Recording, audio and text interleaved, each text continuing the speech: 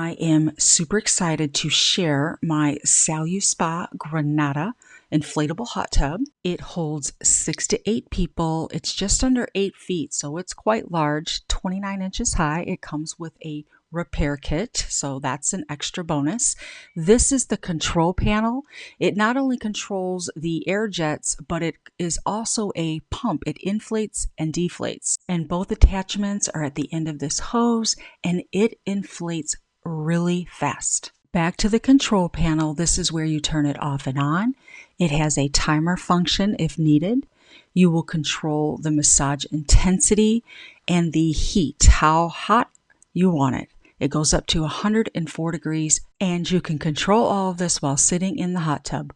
Once you have it completely inflated, you will connect the pump to the actual tub, just like this. Super easy to do. The material is extremely strong, and it has a freeze shield for the colder months.